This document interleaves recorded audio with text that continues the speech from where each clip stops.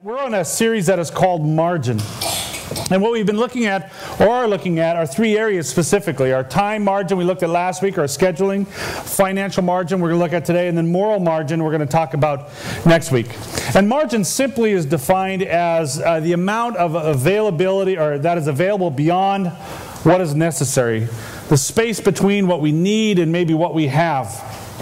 We learned so far as we've been kind of going through this, there's really kind of two forces that are at work when it comes to the subject of margin. First of all, there's the culture, which is working to squeeze out the margin out of our life. It's just what culture does. Margin, this space, this margin is something that is really, quite frankly, a commodity that wants to be used. And so it entices us to be able to use every available minute to do more, to pursue more. It tells us we need to buy more and to be able to have more. It tells us to risk more, to go to Las Vegas and keep it there.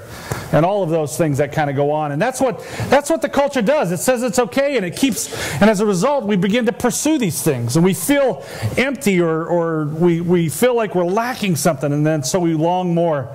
And we take more risks, and we spend more. And as a result, we often find our lives more stressed, more anxious.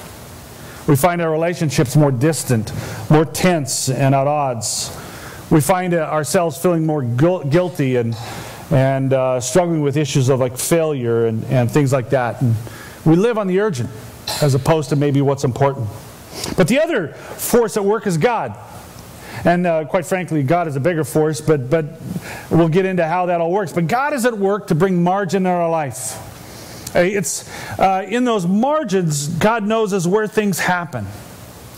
Where, in the case of our time, relationships go deeper and we really grow. And it's in those margins that there's a space and protection, and there's an opportunity to be able to be used beyond maybe our own needs and our own life. And so words that are often described in God's design of margin are words like peace, purpose, satisfaction, rest, and contentment. Jesus summarized this image of this margin in Matthew 11:28-29 when he says this, "Come to me, all you who are weary and burdened, and I will give you rest. Take my yoke upon you and learn from me, for I am gentle and humble in heart, and you will find rest for your souls." Jesus didn't say, I'm going to go ahead and remove these problems, I'm going to take away these burdens, but he says, rather, if you come to me and you learn from me what I really have intended, the way it should be, the way we should live, that you will find rest, even within your burdens, even within your struggles and your obligations and your responsibilities. You'll find rest for your soul. So today, as you have already figured out, and we've said several times, we're going to talk about financial margin. Financial margin is simply this. If you make $3,000 a month and you spend $2,500, you got $500 in financial margin. If you spend $3,000, or if you make $3,000, you spend $3,000, you have $0 in margin. And then you can go on and see how the math works in the negative. But it's not just about the money. Margin is about what happens with that financial space within our life. Now, I just got to stop here and give some disclaimers, because I know what this is like. Every pastor dreads the thought of talking about money, because there's something about money that none of us want to talk about.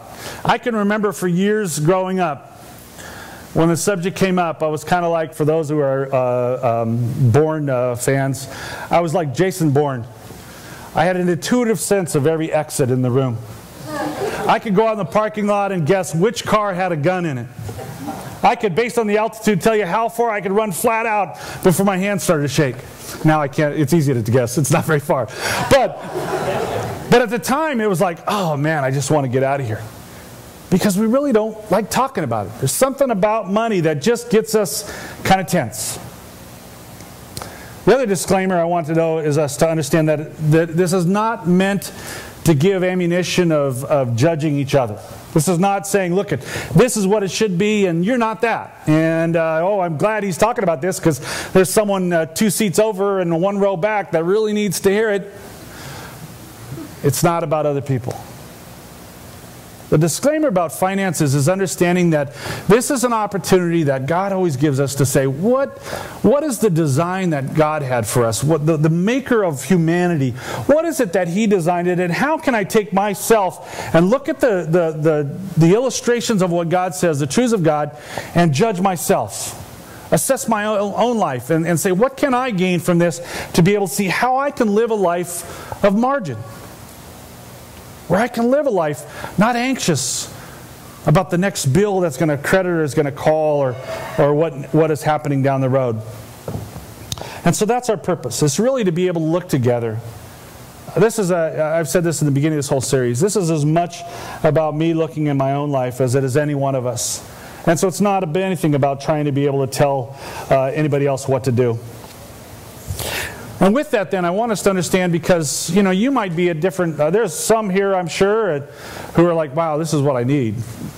And then there are others who say, like, I got great margin in my life. I invest, I set money aside, and, there's a rare few... I was thinking of it like... well, I won't go there. We don't need that illustration. But anyway... because I didn't ask my wife yet. So I'm going to step away from... I won't use that one. But... the thing about, there are those people who are gifted, and they're probably financial planners. And they took that because they love their desire. They're motivated by desire. Because when we talk about culture and God, it's really about desire that motivates. And so there are those who are motivated by the desire of saving money and those kind of things, that they look at this and think, man, this is a no-brainer. I got this figured out. And if you're one of those people, leave a card in the back, because I really need to talk to you. But that aside... I'd encourage you to have an open mind, because maybe even though you might feel my life's got plenty of margin and I got it good and I'm not worried about bills and that kind of stuff, maybe you're still missing something. Maybe God's design for what happens, the importance of that margin, is something that maybe you haven't really got a handle on, and as a result you're living with less than what you could have. So I just want to encourage us all to keep an open mind about that. So what's the Bible say about margin? Well, the answer in finances, plenty. Jesus spoke more about money than any other subject as He lived in the 3 years of His ministry. There is something about money that has great power and control in us, certainly when we use it in the wrong way or when we focus in the wrong way. And so it takes a lot and a lot of attention.